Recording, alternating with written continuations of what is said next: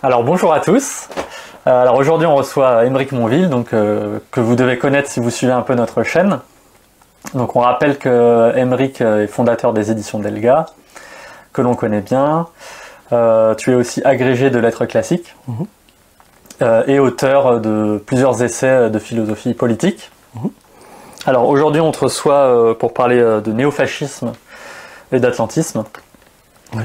Alors, on va partir d'un fait divers, un fait divers important qui a eu lieu en Italie cette année, puisque Giorgia Meloni, donc la présidente du Conseil en Italie, c'est l'équivalent du Premier ministre, hein, oui. Voilà, donc première ministre italienne, a attaqué en justice Luciano Canfora, donc un grand intellectuel italien. Le Premier ministre dans un régime parlementaire, c'est-à-dire c'est la chef c'est elle qui, c'est entre Macron et Barnier, quoi, j'allais dire. D'accord. Ouais.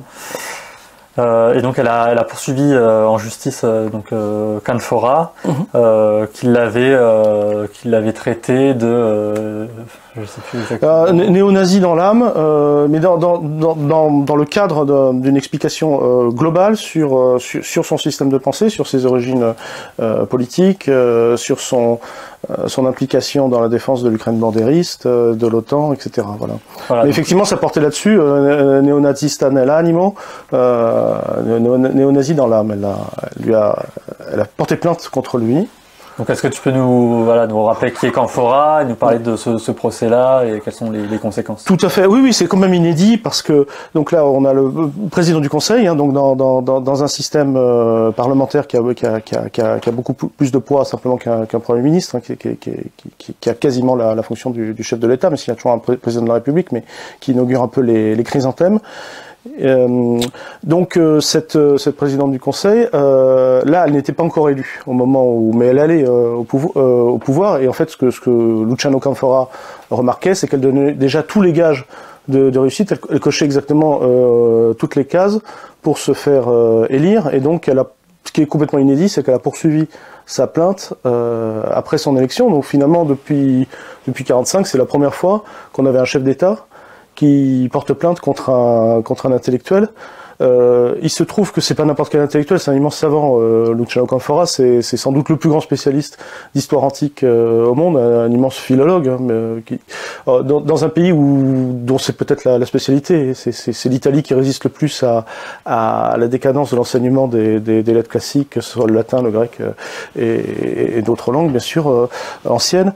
Et donc Luciano Canfora, en plus de tous ses mérites académiques, je vais dire, et aussi très connu dans le débat italien. C'est quelqu'un qui a par exemple sa chronique dans le Corriere della Sera, c'est-à-dire l'équivalent du Monde, journal dit de référence, hein, avec les mêmes problèmes d'ailleurs que le Monde, hein, c'est-à-dire mais le fait est qu'il peut intervenir dans le débat public. Le livre dont nous parlons a eu un succès absolument immense en Italie. Bon, elle s'attaque en fait parce qu'il a publié cette année un livre qui s'appelle Le fascisme n'est pas mort. C'est ça, exactement. En fait, je me souviens... Delga a publié très récemment sous le nom Le fascisme tel qu'en lui-même. Oui, parce que le fascisme n'est jamais mort. J'avais un petit peu peur que c'est moi qui ai fait la traduction, donc j'assume le fait que j'ai pas exactement traduit tel quel, parce que j'avais un peu peur que les gens pensent l'expression punks are not dead, oui, avec le côté n'est pas mort, comme si c'était une provocation, nous allons revenir, etc. Et comme les gens connaissent pas forcément Luciano Canfora en France, de la même manière qu'en Italie, j'avais peur qu'il y ait d'un malentendu. Donc voilà, le fasciste tel qu'en lui-même, l'éternité le change. Je repensais au poème de Mallarmé sur Edgar Poe, voilà, et je pense que ça fonctionne. Mais surtout, ce qui est intéressant, enfin, c'est que je me souviens très bien de Giscard d'Estaing qui disait de Sartre, on met pas Socrate en prison. C'est cette époque où bon, la bourgeoisie se tenait encore d'une certaine manière. Peut-être le combat de classe était moins féroce. Enfin, justement, on n'était pas dans une fascisation énorme. Et là, vraiment, bon, elle le traîne littéralement. En plus, c'est un monsieur comme très âgé, hein, qui se déplaçait avec une canne au procès.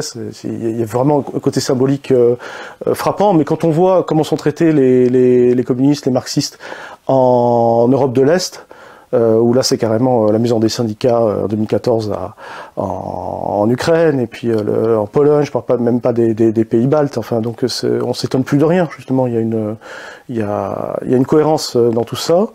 Bon, même lui-même dit qu'il a été traité finalement de façon très bonasse par rapport à son père, qui lui, les fascistes lui ont tiré dessus en 43. Il a été au Confi, donc c'était l'endroit où on reléguait les opposants au régime. Donc tout ça, c'est une très longue histoire. Mais justement, c'est un historien, il replace ça dans une longue histoire. C'est pour ça que le livre est très intéressant.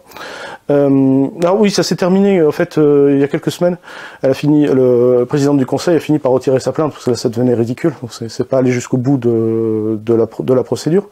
Mais bon, entre-temps, il y a eu quand même, il y a eu des tonnes de débats, il y a eu des pétitions. Oui, en France, ça a quand même choqué l'opinion, notamment de certains universitaires. Il y a eu des tribunes dans Libération, notamment. Exactement, oui, même Libération. Donc on en parlait. Il y a eu, après, il y a eu plusieurs articles intéressants. Je dirais que la pétition était conçue de manière à rassembler le maximum de soutien, et c'était très bien sur la base de la liberté d'expression. Après, il ne faudrait pas en conclure que, bien sûr, c'est sur la base de la liberté d'expression, mais quand on fait ce genre de choses, on n'oblige pas les gens à accepter le raisonnement complet de l'auteur. Mais en même temps, Luciano Canfora s'est pas battu pour traiter quelqu'un de fasciste. C'est pas le problème. C'est-à-dire que en Italie surtout, c'est une réalité tellement évidente. Et puis tout le monde sait que Madame Meloni était membre du Movimento Sociale Italiano, c'est-à-dire le mouvement social italien, c'était le parti néofasciste, dont le nom provient de la République sociale italienne, c'est-à-dire le moment de la République de Salo, qui était un État croupion du Reich, au moment où le Reich défendait ce qu'ils appelaient la forteresse Europe. Donc entre 43 et 45. C'est ça, exactement. C'est vraiment la dernière période du fascisme. Et ça fait vraiment référence à ça. C'est-à-dire que pour lui, c'est une évidence. Il n'avait même pas l'impression de faire une provocation. Il replaçait ça tout simplement dans un contexte explicatif et il montrait une continuité. À mon avis, un historien, il peut s'intéresser évidemment aux ruptures et aux continuités, mais c'est de toute façon replacé quand même dans une perspective longue. Et le fascisme maintenant est une histoire de plus que centenaire. Il dit que ça ne lui tenait absolument pas que justement elle soutienne l'Ukraine bandériste, et en même temps qu'elle donne tous les gages de l'intégration dans l'atlantisme, hein, c'est-à-dire le soutien à l'OTAN et à l'Union européenne qui permet ce bras armé qu'est l'OTAN, hein, parce que ça passe par l'idée de défense européenne, hein, tout cela. Et puis bon, la montée à la guerre, à la Troisième Guerre mondiale, parce que des provocations qui n'en finissent pas. Enfin, Luciano Canfora, pour décrire sa position après l'opération spéciale en Ukraine, je crois 2-3 jours après, il écrivait: arrêtons de dire qu'il y a des bons et des méchants, il y a une guerre entre l'OTAN et la Russie, et l'Ukraine est malheureusement pour elle un intermédiaire dans cette lutte. Donc je veux dire surtout sur ce fait qui est il faut se mettre d'accord déjà sur cette vision des choses. Donc c'est ça qu'il voulait dire très exactement à Luciano Canfora. C'est pour ça que ce livre, où il parle pas du tout du procès, finalement c'est un peu l'écume, même si c'est assez révélateur, mais il veut montrer que de toute façon il y a toujours eu cette stratégie néofasciste utilisée comme possibilité presque tout le temps dans l'histoire, non seulement de l'Italie, mais des démocraties occidentales. Et il montre vraiment ces effets de continuité. Il conviendrait de s'interroger, aujourd'hui où justement on a quand même une grande partie de la gauche, je rappelle que la gauche en France, aux dernières législatives, s'est unie sur un programme de livraison d'armes à l'Ukraine. À une époque où le président Macron parlait d'envoyer des soldats français en Ukraine, c'est-à-dire d'aller à un stade où là, évidemment, on se rapproche de la Troisième Guerre mondiale. Si on revient sur ce qu'a été le fascisme, c'est intéressant justement de le voir dans toute sa continuité, pas simplement imaginer que c'est un stade, qui aurait telle caractéristique et puis on y serait ou pas. Mais c'est une longue étape vers la dictature et qui mène aussi vers la barbarie et vers comme la guerre mondiale. Donc tout ça doit être pensé quand même dans sa globalité. Il faut faire ces liens dialectiques entre ces différentes forces politiques. C'est évidemment ça qu'avait en tête Luciano Canfora, plutôt que de parler je crois qu'il parlait de Mentecata pour le président du Conseil. Il parle une grande estime pour elle, mais je pense qu'il la prend pas tellement au sérieux en tant que personnage politique. C'est simplement un exemplaire d'une longue série de politiques. Enfin, elle représente simplement des forces politiques qui sont en collusion finalement avec l'atlantisme, l'impérialisme américain et la stratégie de l'OTAN.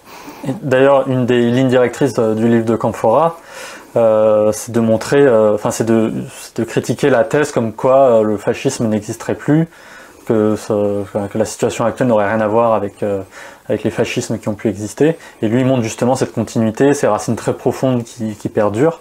Donc, est-ce que tu peux nous dire en quelques mots Pourquoi pour toi ce livre est important et donc, déjà, sa thèse principale? Alors moi je trouve ce livre est à la fois court mais extrêmement dense et en même temps il parle de quelque chose qu'on aborde assez mal dans les milieux marxistes. Les gens s'intéressent beaucoup au phénomène fasciste en acte, hein, au moment où ils avaient le pouvoir, et moins à la période où de toute façon il était discrédité et c'est devenu un parti qui a travaillé dans l'ombre, mais qui a énormément travaillé dans l'ombre en fait. Et l'utilisation de différents groupes néofascistes a été majeure. Déjà, donc d'une certaine manière, la remise en selle de dirigeants fascistes comme Franco. Franco, c'est le fascisme espagnol, a été totalement adoubé par John Foster Dulles et donc l'impérialisme américain pour continuer dans sa stratégie. Mais vous avez en fait vous avez un coup d'État fasciste en Italie dans les années 60, vous avez les colonels qui réussissent en Grèce en 67.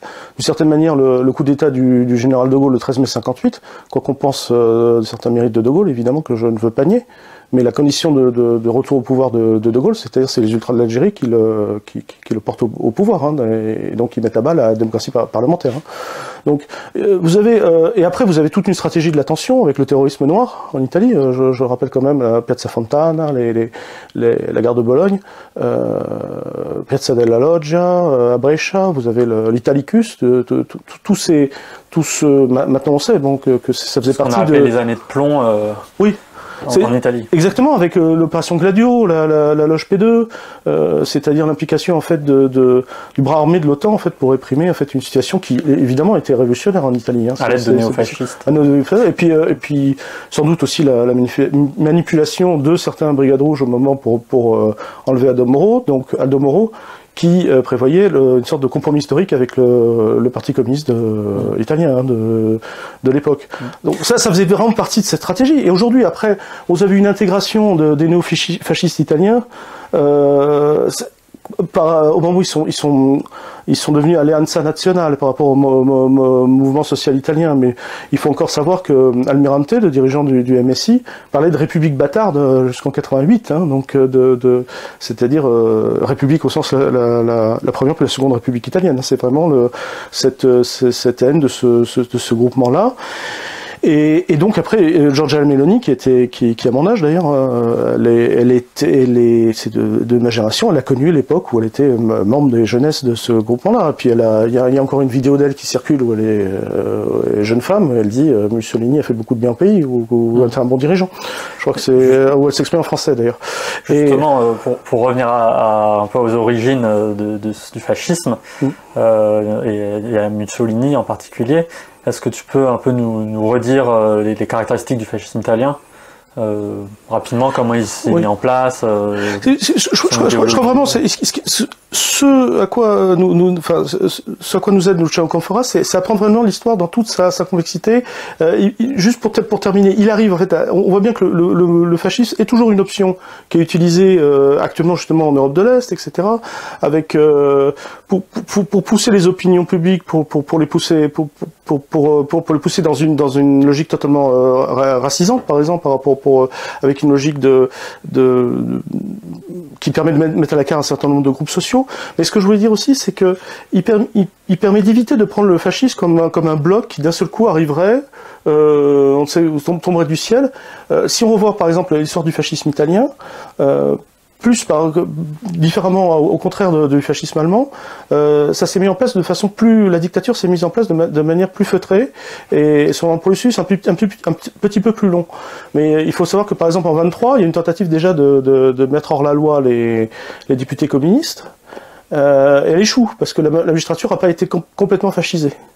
Alors après, ça va évidemment très vite changer. On va mettre même en prison Gramsci, qui est à l'époque député, par exemple. Hein, après la loi Matteotti, où en fait Mussolini va suggérer en fait d'assassiner nos opposants politiques. Là, vous avez les lois fascistissimes qui se mettent en place. Ça, c'est en 26. Voilà, vous avez 24. Vous avez 24 pour Matteotti, et puis après tout le processus se met en place, les lois fascistissimes. Donc vous avez au départ, vous avez un compromis avec le roi. Qui était pas et le roi en fait à la maison de Savoie a accepté en fait contrairement à ce qu'on croit, ils ont absolument approuvé ce phénomène-là. Et après, vous allez vers les lois raciales, vous allez vers l'Abyssinie, vous allez vers la guerre, hein, tout simplement, la compromission avec le fascisme allemand, enfin avec le nazisme, et donc le déshonneur. Mais tout ça est déjà en place. Par exemple, le côté, il y avait une revue fasciste qui s'appelait La défense de la race. Donc tout cet aspect raciste se met en place, met du temps à se mettre en place, mais en même temps vous avez déjà des discours de Mussolini de son époque où il était socialiste, où vous avez déjà cette croyance à la supériorité de certaines races sur d'autres, ça se met en place petit à petit.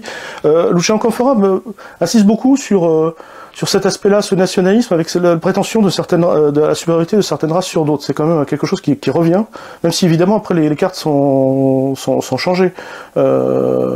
C'est pas les mêmes peuples qui sont stigmatisés à différents moments de l'histoire. Hein. Et pour lui, une des constances du fascisme, c'est ce suprémacisme blanc. Oui, enfin, il pourrait être blanc, il pourrait être de notre couleur, j'allais presque dire, mais oui, c'est sûr qu'effectivement, oui, qu'on retrouve vraiment partout, avec aussi la haine de la Révolution française. On revient à des choses qu'on connaît plus chez nous, c'est-à-dire la haine de liberté, égalité, fraternité. Hein. C'est vraiment le noyau, le cœur. Alors, beaucoup de camarades vont dire que c'est surtout l'anticommunisme qui est frappant chez le fascisme, mais j'allais dire aujourd'hui où surtout qu'on a les titulaires actuels du Parti communiste français sont tellement à la ramasse que on donne pas vraiment l'impression que c'est ça qui motiverait la résurrection du fascisme en France. Non, il y a aussi d'autres aspects, mais c'est aussi une stratégie possible dans le capitalisme. C'est une carte à jouer qui reviendra pas forcément à l'archéofascisme. Hein, vous n'avez pas forcément des gens qui vont défiler avec le bras tendu, aller sur la tombe de Mussolini. Mais on jouera toujours surtout, tout va s'intégrer dans une stratégie qui a été celle de l'Atlantisme, de remettre en selle la plupart des dirigeants antifascistes. Je rappelle quand même, je sais pas, Hans Globke, qui était le secrétaire d'État le bras droit d'Adenauer, était quand même celui qui avait écrit les lois raciales de Nuremberg en Allemagne. C'était comme aller très très loin. Le chef des services secrets ouest-allemands de la République fédérale allemande traquait les communistes parce que justement ça a été son métier sous le mal nazi. Il y a eu toute une politique de remise en selle de tous ces dirigeants. Donc il faut surtout pas imaginer que le fasciste est mort en 1945. Déjà, il faut pas imaginer qu'il arrive tout prêt, tout armé, avec certaines caractéristiques qu'on plaquerait. C'est un processus long, et en même temps c'est un processus qui dure. Et qui explique aussi que c'est pour ça que moi, bien sûr j'approuve tous les camarades qui parlent de fascisation, parce que c'est vraiment ça. Il suffit pas d'être de fasciste pour être dans la fascisation. Il faut pas imaginer qu'il y a forcément tel objectif avec tel stade, tel autre, et puis qu'à chaque fois qu'on franchit un stade, c'est un peu l'impression que ça donne en ce moment. Mais les stratégies sont diverses, hein. Et en même temps il y a une intégration dans l'Union européenne que Giulio Tremonti, une très bonne citation de Canfora, a qualifié de fascisme blanc. Ce sont messieurs fétreux, mais c'est eux qui créent cette dictature financière qui nous ramène à la définition de Dimitrov du fascisme, hein, la dictature féroce d'une partie du capitalisme financier, dictature ouverte. Dictature terroriste. Ouais. Voilà, dictature terroriste ouverte du capital financier. Hein. Voilà. Ce qui est intéressant aussi dans le livre de Canfora, c'est qu'à un moment il parle de la position de Churchill vis-à-vis de Mussolini. Ah oui. Donc Churchill, qui représente la défense des démocraties libérales, du monde libre, etc. Ouais, c'est ça. Contre le fascisme. Les démocraties occidentales, comme on dit. Ouais. Voilà, comme c'est ça. Des imbéciles. Ouais. Et en fait, Canfora justement montre un petit peu ce que pensait Churchill de Mussolini, donc qu'est-ce qu'il en dit. Oui. Alors j'avoue que moi j'étais au courant de la citation de 27 où Churchill va en Italie, je crois que c'est au Palazzo Venezia à Rome, où il dit si j'étais italien je serais des vôtres dans la lutte contre le bolchevisme. Je connaissais cette citation, mais je pensais pas qu'il y en avait plein d'autres, il y en a 33, et puis surtout il y a un jugement tout à fait positif de Mussolini, de Churchill concernant Mussolini en 1948. Dans ses mémoires, où il dit malgré tout, malgré ses défauts, malgré la guerre, c'est quand même quelqu'un c'était un grand homme qui a empêché le bolchevisme. Churchill a quand même qualifié Mussolini auparavant, il avait dit il ramenait aux grandes vertus romaines, le plus grand homme de loi, législateur, en fait, pour faire référence un peu à ce passé romain prestigieux des jurisconsultes, du droit romain justinien, etc. Donc Mussolini était gratifié de cette comparaison, selon Churchill, et puis effectivement comme grand soutien dans la lutte anticommuniste. Il faut rappeler que Churchill avait mené l'expédition contre les bolcheviks dès la Révolution russe. Il était ministre de naval, l'armement naval. Et après, oui, la rencontre se fait en 1933 dans un cadre de la Ligue antisocialiste en Angleterre, c'est à laquelle participe Mussolini, donc il y a vraiment ce lien-là. Et Churchill, vous savez, il a mené aussi la guerre civile contre le Parti communiste en Grèce, qui est tout de suite après la guerre. Donc il y a vraiment une continuité dans un anticommunisme farouche, et avec le soutien en fait à Mussolini. Moi, je faisais partie de peu de personnes qui étaient au courant de ces citations de Churchill, qui sont évidemment pas mises en avant, mais je pensais pas qu'elles avaient un caractère aussi systématique. Mais finalement, quand on voit cette politique-là, on a du mal en fait à voir vraiment une grosse différence entre, si ce n'est qu'il y a quand même une grande concurrence entre puissances impérialistes. Qui a éclaté finalement, c'est ça le problème en fait de Hitler-Mussolini par rapport à la puissance saxonne, mais quand même il y a une très très forte continuité dans l'anticommunisme, et en fait une incapacité à se mettre d'accord finalement, c'est ça qui a permis finalement la survie du communisme soviétique, en fait, qui a réussi à diviser ses adversaires, et heureusement, et quand on parle de Churchill, on parle quand même. Il avait au moins un mérite, c'est que c'était un patriote. Il n'a pas tout laissé à Hitler comme l'avait fait Chamberlain. Faut quand même pas, faut lui reconnaître ça. Mais on voit vraiment une continuité faramineuse. C'est-à-dire, on comprend pourquoi justement ces néofascismes ont été si bien financés, armés par les États-Unis, en tout cas après la guerre. Hein. Ce que dit Canfora, d'ailleurs, c'était peut-être une erreur de la part de Mussolini d'avoir attaqué l'Angleterre et les États-Unis, alors que c'était des pays où le fascisme jouissait d'une audience importante et était plutôt bien perçu, quoi. Oui, plutôt bien perçu. Même, il montre bien aussi les liens entre Roosevelt et Mussolini, qui sont pas moindres. Hein. À l'époque où il y a une forme de... Alors, il montre aussi qu'il y a une forme de raquette sociale, enfin de chantage avec le fait que le fascisme apporterait tel ou tel bien-être social à la population. Ça a toujours existé, ce genre de leurre. Hein. Il y a toujours eu, vous avez des SA, pareil. Hein, donc aujourd'hui, vous avez à peu près le même type de stratégie, avec toujours l'idée que on va défendre une population contre une autre. C'est jamais sur... évidemment, c'est pas le...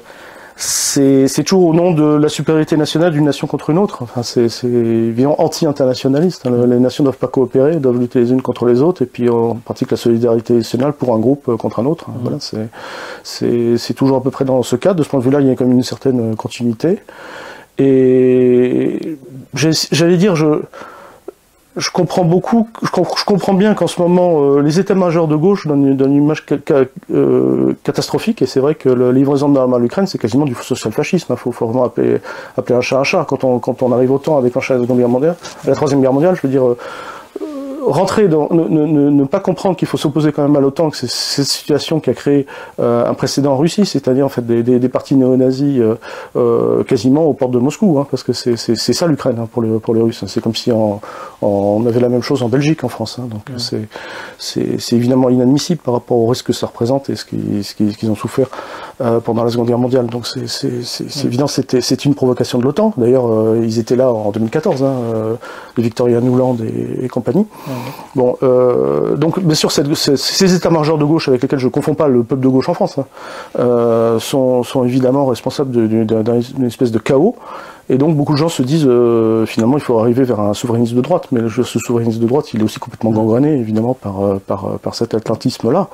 Donc ça, on va en reparler aussi. Ouais. Pour finir sur Churchill, ce que je trouve vraiment édifiant, c'est que vraiment la position de Churchill sur Mussolini, ça casse vraiment le mythe de la démocratie libérale contre les totalitarismes, et on voit vraiment la continuité, comme disait Brecht, entre les démocraties bourgeoises et le fascisme. Et ce qui est assez édifiant, c'est que comment il admire le fait que Mussolini ait réussi avec succès à détourner les masses du socialisme. Et ce qu'il dit même, c'est qu'il a sauvé du socialisme non seulement l'Italie, mais aussi le monde entier. Et donc pour lui, c'était vraiment très important de préserver l'Occident du communisme. L'éloge est sans embâche, il parle de grand homme. Il dit, oui, même au moment de la déclaration de guerre, il dit Mussolini est un grand homme, mais il a fait le mauvais choix. C'est vraiment une admiration, en fait. Et ça me rappelle un autre très grand Italien, penseur italien, c'était Domenico Lo Surdo, qui est mort malheureusement, mais c'est vrai qu'en Italie, ça a été un peu les deux phares pour nous, dans toute notre génération. C'était Luciano Canfora et puis Domenico Lo Surdo. Et Le Surdo montrait très bien que, face à l'espèce de cliché journalistique qui est toujours comparé à Staline et Hitler, il disait pour un Gandhi, par exemple, c'est un leader du tiers-monde très, très peu critiquable, effectivement, dont on peut admirer effectivement toute la trajectoire. Évidemment, s'il allait comparer Hitler à quelqu'un, c'était Churchill. Et surtout, si on compare par exemple à la férocité de ce qu'a été le colonialisme britannique, l'organisation de famine en Inde, et sans remonter bien sûr à la révolte des Sipais, les abominations qui ont été commises à ce moment-là. Donc oui, il faut vraiment... c'est le concept même de démocratie occidentale qui fait un petit peu rire aussi. Il faut toujours se rappeler aussi de Georges Bonnet, le ministre des Affaires étrangères français au moment des accords de Munich, qui dit à Ribbentrop, son équivalent allemand, nous vous laissons les mains libres à l'Est. Pour ça, moi, j'ai quand même un immense respect pour toute la stratégie du Comintern, de l'international communiste, qui a été en fait de jouer sur les divisions de la bourgeoisie. Pour ça, la grande stratégie du Front populaire était juste. C'était juste, parce que bon, ça mettait un coin. C'est vrai que d'une certaine manière, en fait, la bourgeoisie était en train de saper son socle libéral issu de la Révolution française. Et forcément, il le sapait, puisque l'évolution économique même du capital montrait qu'ils étaient obligés de ça, à ça. Donc en fait, ils étaient en train de se contredire eux-mêmes, d'une certaine manière. Donc ça créait deux camps. Il fallait absolument mettre un coin là-dessus. Il faut absolument pas renoncer à cette stratégie par la gauche.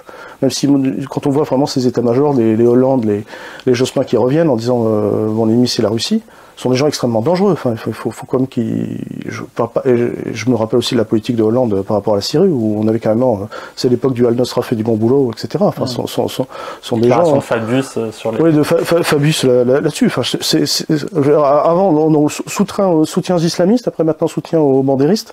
Ça va très très loin. Mais il faut absolument dégager ces états-majors. On aura plus vite fait. Parce que quand on le sait, quand on discute sur les marchés, quand on milite, les gens avec qui on parle sont contre la guerre. Ils sont évidemment pas pour ce sentiment pro Zelensky. Il est marginal. Il concerne en fait les dirigeants. Et donc je pense qu'au bout d'un moment, on va arrêter cette folie. Voilà. D'ailleurs, ce qui est un peu assez drôle aussi, c'est que le RN qui était crédité d'une position dite pro-russe, aujourd'hui Bardella se mélonise d'une certaine manière, puisqu'il a rencontré Zelensky. Tout était fait pour dire qu'il a donné des gages sur la non-sortie de l'OTAN. Bon, voilà, cette stratégie de mélonisation pour arriver au pouvoir est la seule possible. C'est pour ça que c'est intéressant aussi de comparer entre la France et l'Italie, parce que vraiment, c'est là où on voit que quelle case il faut cocher pour arriver. Après, ça n'empêche pas que vous avez, dans le spectre de l'extrême droite, vous avez à peu près toutes les choses possibles, comme au temps de l'heure. Par exemple, en Italie, vous avez Salvini, qui est un représentant du néo-fascisme, ça passe par la Ligue du Nord, mais c'est quand même un peu la même histoire, avec eux, leur supratisme racial, il se passe à l'intérieur même de l'Italie, entre les gens du Nord et les gens du Sud. Donc, de toute façon, en plus, ils changent de discours là-dessus, mais d'une certaine manière, Salvini représente un peu la petite bourgeoisie du Nord italienne, qui est encore très industrielle, et qui a des liens avec l'approvisionnement russe en matières premières. Donc là, ils ont une position qui n'est pas totalement, qui est pas anti-russe, mais qui se fait aussi sur un malentendu. C'est évidemment pas par anti-impérialisme qu'ils soutiennent la Russie, c'est parce qu'elle aurait soi-disant des valeurs saines, orthodoxes, etc. et tout le tintouin. Et en même temps, qu'est-ce que ça a été Salvini? On l'a vu au pouvoir. À un moment, il était au pouvoir avec le mouvement 5 étoiles. Et l'Italie, qui a toujours été un pays hystérophile, comme ils disent, qui aime bien qui se disait toujours qu'il n'y a pas tellement confiance en ses capacités nationales, qui pensait toujours que le salut allait venir un petit peu de l'étranger. Après la guerre, c'était un petit peu, on pensait que l'Union européenne était une panacée. C'était très dur de faire comprendre le point de vue français là-dessus. Et l'opinion s'est complètement retournée à partir de 2008, quand ils ont vu comment la Grèce avait été traitée. Donc il y avait un fort sentiment anti-européen, et donc une union d'une pseudo-gauche et d'une pseudo-droite, enfin d'une vraie droite en tout cas, entre le mouvement 5 étoiles et Salvini, Alors, qu'est-ce qui s'est passé là, le président de la République, qui d'habitude n'intervient pas en Italie, en fait, a tout fait pour empêcher l'animation d'un ministre de l'économie qui risquait de faire sortir l'Italie de l'euro. Et donc Salvini s'est évidemment totalement aligné sur cette politique, parce que c'est un pion dans cette stratégie. Donc la grande tendance, c'est le fascisme atlantiste. Et après, vous avez des pseudopodes, des leurs, qui de toute façon, en France, il n'y a même pas de base de classe à ça. Et en Italie, de toute façon, c'est tellement intégré dans le capitalisme mondial que ça n'a pas d'effet. Donc, je veux dire, je maintiens, malgré un désespoir complet qu'on peut avoir quand on regarde la gauche en France, hein, surtout ces états-majors qui sont de pure collaboration de classe, hein, qui va justement jusqu'à la guerre mondiale. Alors, on est exactement dans la situation qui rappelle la première. Hein. Bon, la stratégie la plus efficace, surtout en tant que communiste, avec notre cohérence à nous, c'est de jouer sur le mouvement populaire qui est fondamentalement contre la guerre. Je veux dire, vous avez et de les ramener là-dessus. Ça, c'est une base de classe et de masse. Hein. De classe et de masse. Il faut vraiment jouer sur ces deux choses-là. Et je pense qu'on n'en est pas loin, d'une certaine manière. Hein. Il faut la position du PCF, qui a été quand même de voter les crédits de guerre de l'OTAN à l'Ukraine en 30 novembre 2022. Et puis donc qui s'est réitéré dans cette alliance à gauche avec les Hollande et les Jospin, qui remettait en scène Raphaël Glucksmann et tout ce qu'il représente en fait, hein, en termes d'atlantisme. Bon, cette stratégie, elle ne tient pas, elle n'a aucune cohérence. On sait très bien que ce qui est le plus important pour un communiste, c'est la défense de la paix, hein, c'est l'internationalisme. Donc c'est pas négociable. Tout le monde sait que c'est pas négociable, ça. Donc, à mon avis, il va y avoir un changement très, très rapide. Pour l'instant, il se voit de manière souterraine, mais c'est évident que quand on va dans la rue, n'importe quel endroit, et moi j'ai des remontées d'un peu partout, ça va pas tenir. Voilà. Et je crois que c'est vraiment donc il faut vraiment... c'est pour ça qu'il faut comprendre la période qu'on vit, qui est une période extrêmement tendue, parce que vraiment on va vers le fascisme, hein, c'est exactement par différentes manières, par différents sols, et toujours sous domination atlantiste, dans le cadre effectivement de ce que Lénine appelle le stade suprême du capitalisme, qui est l'impériste, hein, et donc l'outil contre ça, c'est la contradiction de classe. Parce que c'est vraiment là que là, cette contradiction, elle est ancrée dans la réalité matérielle, c'est pas simplement des mots. Hein. Donc là, c'est la possibilité d'une grève générale, interprofessionnelle. Enfin, c'est vraiment ça qui doit pouvoir renverser les choses. Et alors, c'est vrai que la politique internationale, elle est toujours c'est vu un peu de loin pour les travailleurs en France. Ça semble moins important, mais en même temps, bon, on arrive tellement à des énormités. Là, la politique de l'Union européenne, ça s'avère vraiment une véritable dictature par rapport à ces questions-là. C'est le rôle des marxistes et des communistes de montrer justement les liens entre cette politique internationale qui va vers la guerre et la question des salaires, la question sociale, les conditions de vie des travailleurs, notamment en France. Exactement, et quand vous pensez que même pendant la résistance, les gens parlaient, y compris pour mobiliser la population, même du panier de la ménagère, parce que de toute façon, ils étaient en train de mourir de faim. Donc c'est l'antifascisme, mais en même temps la politique de lutte des classes concrète. Et pour ça, moi, tous les néo-gaullistes en France me font un peu rire, parce qu'il n'y a plus de base de classe au gaullisme en France. Ça supposerait une bourgeoisie non comprador. Elle n'existe pas. Donc la seule chose qui nous reste, tant mieux, il nous reste tout, il nous reste le peuple français. C'est le peuple français qui peut refuser ça, parce que de toute façon il a une longue histoire de travailleurs. Voilà, exactement. Oui.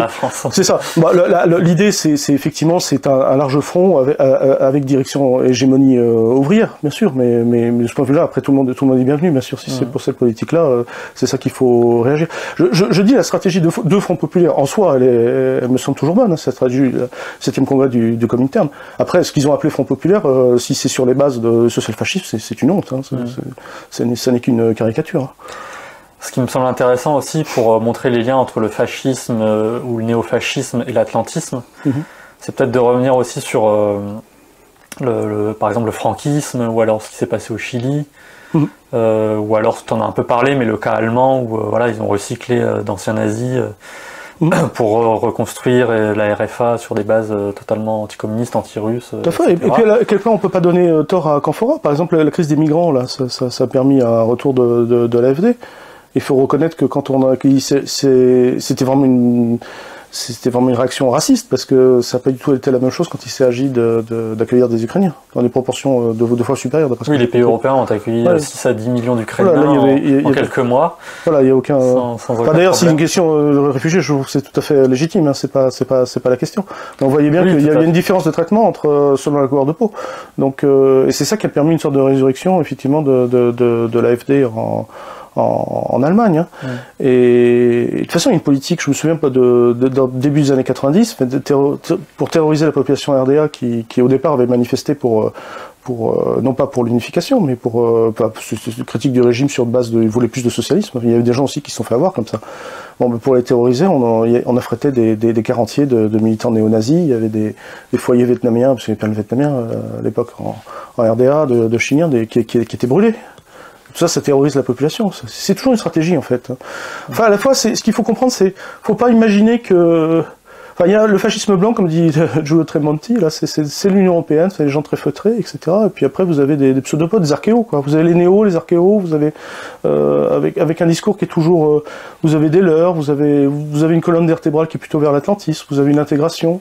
Il faut comprendre, mais bon, de toute façon, la seule solution, d'une certaine manière, c'est le peuple travailleur et une large union, donc patriotique, effectivement, contre et en même temps internationale, hein, bien sûr, contre la guerre, en fait. Je crois que vraiment, il faut contre la guerre, contre la misère, parce que c'est fou d'ailleurs après 80 ans après la Seconde Guerre mondiale, une telle misère dans les démocraties occidentales. On voit bien qu'il y a une crise du capitalisme qui est une évidence. Hein.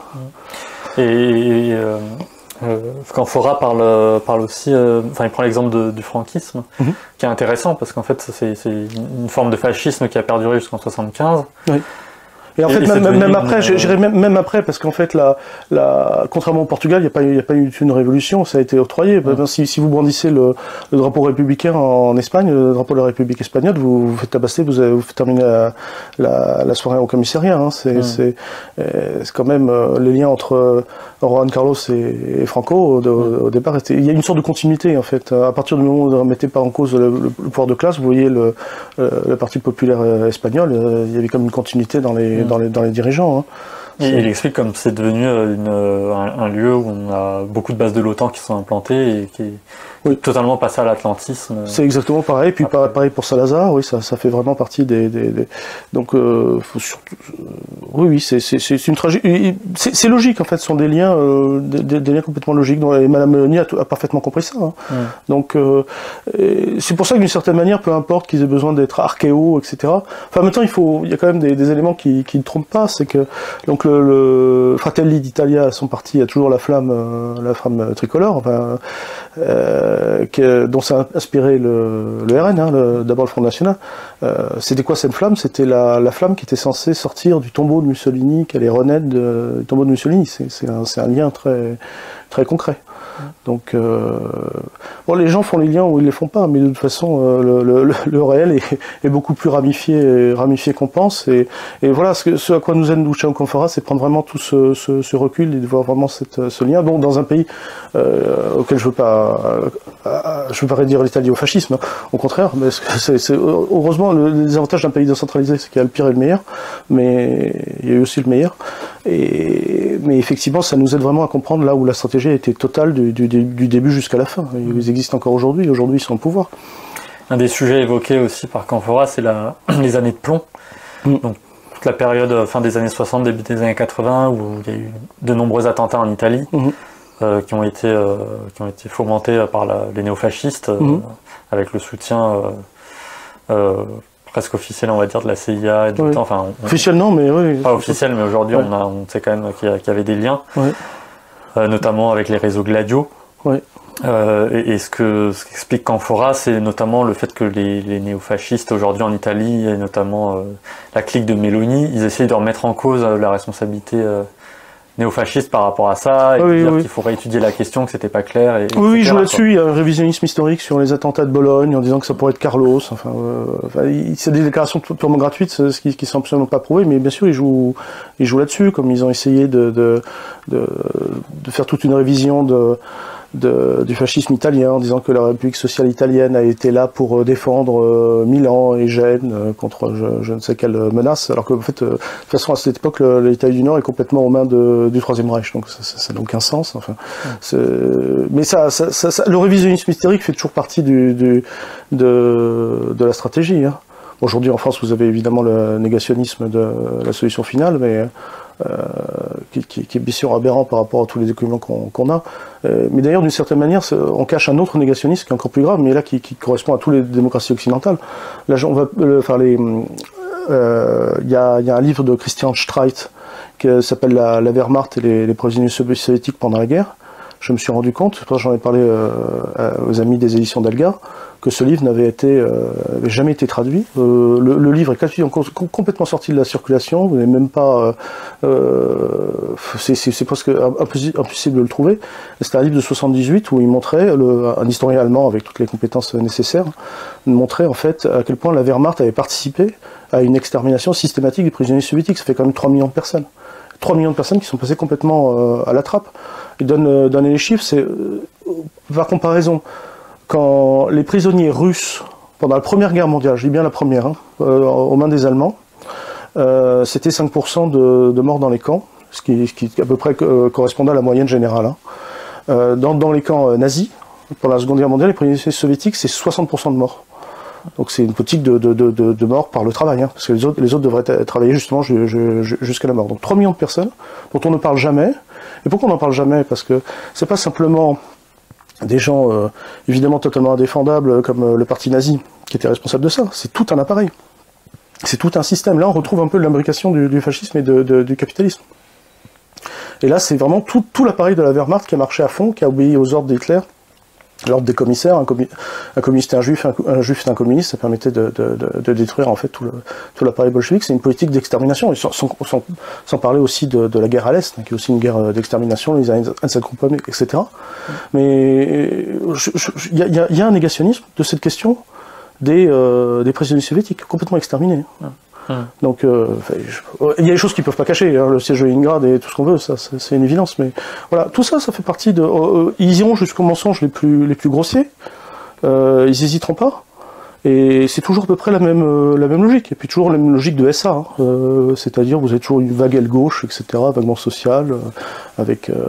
tout ça sont des leurs, la seule solution, c'est le peuple en insurrection contre ça, quoi. Ouais. Un autre aspect intéressant dans le néofascisme qu'évoque Canfora, c'est, bon, on a vu qu'il y avait une continuité du fascisme historique, mais que les formes peuvent changer, et que forcément elles changent selon le contexte. Notamment aujourd'hui, dans cette mouvance néofascisme, bon, l'antisémitisme est un peu mis sous silence, même s'il y a évidemment encore des antisémites, mais ils insistent beaucoup plus sur le côté anti-musulman, anti-migrant. En même temps, il y a toute une partie de ce néofascisme qui est pro-Israël, qui est pro-LGBT. Bon, on voit comment le soutien à Netanyahou, etc. Et après, il y a aussi tout l'aspect européiste, qui existait déjà sous Hitler, etc., mais qui aujourd'hui est totalement assumé. Là, c'est pointé un bon exemple, c'est que justement le racisme n'ayant aucune base cognitive réelle, enfin aucun fond, on peut changer de bouc émissaire. Et ça permet justement il y a les archéos qui vont toujours faire l'antisémitisme, et vous avez les néos qui vont au contraire se concentrer sur les Arabes, hein, en gros, qu'ils soient musulmans ou pas d'ailleurs. Donc oui, ça fait partie d'une stratégie. D'ailleurs, je dis Salvini là qui a des positions qui sont pas anti-Poutine, par contre il est totalement pro-Netanyahou.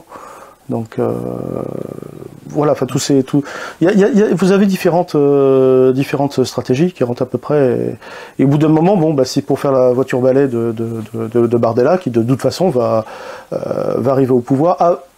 Toujours pareil, il va pas arriver au pouvoir tout seul. Là, par exemple, on voit avec Éric Ciotti, c'est une union d'une bourgeoisie pseudo-respectable.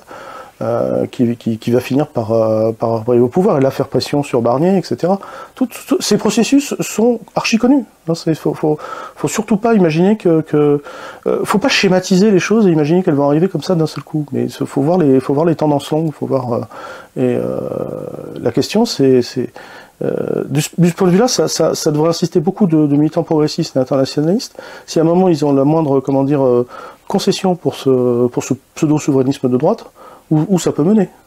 Au moment, il faut se poser ces questions de sa propre responsabilité individuelle par rapport à ça. Je dis sans esprit acquisitorial, hein, mais simplement se poser ces questions. Au bout d'un moment, vous allez faire en sorte que de mettre au pouvoir des gens qui, de toute façon, bientôt nous interdiront. Hein, parce que pour la LFI, ils ne parlent que de ça à longueur de journée. Hein. J'entendais encore Philippe de Villiers, c'était l'interdiction de la LFI. Hein. Ils adoraient. Hein. Et surtout, c'est la voie du déshonneur, c'est la voie de l'impuissance politique, hein, en plus. Hein. Et donc, alors je comprends bien que les gens dépriment complètement quand je vois la sympathique Rima Hassan faire une sortie anti-Loukachenko. Ils n'ont rien compris à la situation mondiale, ils ne comprennent pas ce que c'est que l'OTAN. Hein. Ils ne comprennent pas ce que c'est que l'impérialisme. Qui voient pas le rapport, ça me semble gravissime, en fait. Donc oui, il y a de quoi désespérer, mais désespérer, c'est désespérer des états-majors. Là, je vois vraiment une montée d'une colère populaire par rapport à tout ça, justement, qui est vers l'emporter. Parce que c'est vrai que la France a des fondamentaux qui sont quand même foncièrement républicains. Donc ça, c'est la différence avec l'Italie. Enfin, c'est pas. Je salue là tous les camarades italiens qui entendent. Je dis la France est dans une situation qui c'est pas pour donner le mérite de la France. Et de toute façon, on aidera toujours les communistes italiens autant qu'on peut. Mais effectivement, la France est plus protégé par ce front républicain, qui est quand même aussi ce contre quoi le fascisme est toujours opposé. Donc ça permet de construire, quoi, d'une certaine manière. Et un peu comme en 34, si vous voulez, c'est à partir du 34 que le fascisme n'a pas réussi à passer en France. C'est pour ça qu'il a pu s'imposer que par les armes et dans les fourgons de l'étranger. Donc il perdait tout crédit de ce point de vue-là, parce qu'on s'appuie déjà sur un socle qui était beaucoup plus assuré. Le problème de l'Italie, c'est que c'est un pays qui, dans l'unité nationale, s'est fait beaucoup plus tardivement. Donc, malgré tous ces gens à qui je rends hommage, hein, les jacobins italiens, les communistes italiens, voilà, qui étaient admirables, hein, bien sûr.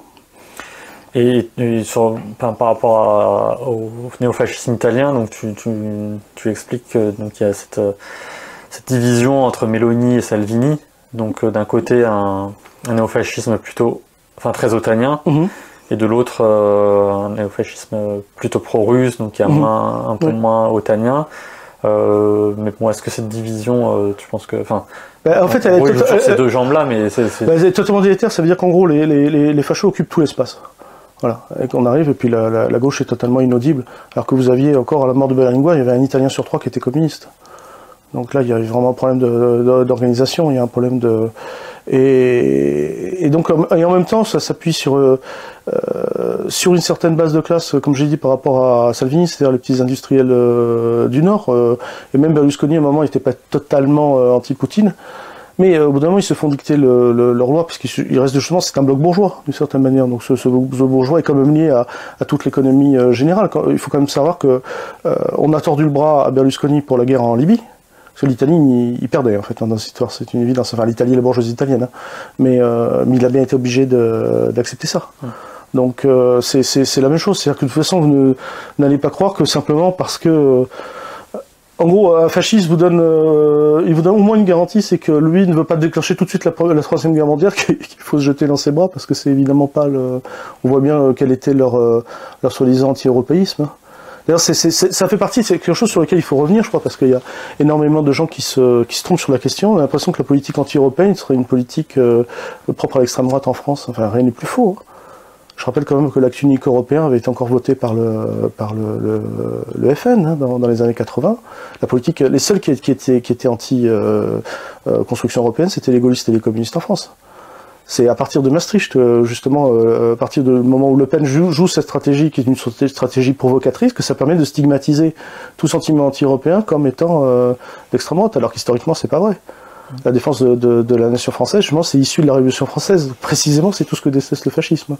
Le fait que la France puisse imposer ses principes républicains, c'est aussi d'une certaine manière, l'Union européenne a été la garantie, je crois que c'est Moscovici qui l'avait dit clairement, que l'Union européenne était faite pour empêcher le socialisme en France.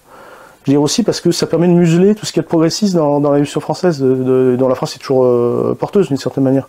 Et le fait qu'il y a des éléments de socialisation en France depuis 1945, hein, je pense la sécurité sociale, le statut de la fonction publique, il y a toutes les nationalisations, bon ça on est beaucoup revenu là-dessus, mais vous avez quand même encore de beaux restes d'une certaine manière, ce déjà-là, hein, dont parlent certains économistes, qui n'est évidemment pas le socialisme, mais qui sont quand même des garanties. Tout ça va être aussi totalement détruit, et il s'agit en plus d'humilier d'une certaine manière. Après 1917, il s'agit d'avoir 1789. Hein. C'est ça aussi qui est en cause. Donc il faut aussi comprendre aussi ce fascisme comme la contre-révolution. L'anti-89, c'est même pas que l'anti-17, c'est aussi l'anti-89. Hein. Et comment tu vois cette division Meloni-Salvini, donc plutôt elle otanienne, elle pro-russe, en France? Comment elle se concrétise, notamment, bon, on voit la position du RN et de Bardella qui se mélonisent, comme tu disais. Ouais. Donc, qu'est-ce que... Bah non, heureusement, on n'aura pas ça, parce qu'on n'aura pas des fachos pro-russes aussi ça ne fonctionne pas en France. Ça peut pas marcher parce qu'il n'y a pas de... Et puis même cette position de Bardella, de Salvini, elle va pas... Enfin, c'est quelqu'un qui aujourd'hui, tout le monde sait que c'est un canard sans tête et qu'en fait, il a perdu par rapport au rôle qu'il jouait, il a perdu la partie par rapport à Meloni qui l'a emporté en fait alors qu'avant c'était lui qui était au pouvoir en fait avec le 5 étoiles. Hein. Parce que justement, il a pas fait le bon choix. Il s'est mis dans une position subalterne, mais comme l'est d'ailleurs cette bourgeoisie-là, cette petite bourgeoisie italienne-là, en fait. Qui est d'une position subalterne par rapport à l'ensemble de l'économie. Hein. Voilà. Okay. Très bien, merci beaucoup Aymeric et à très bientôt. C'est moi qui vous remercie.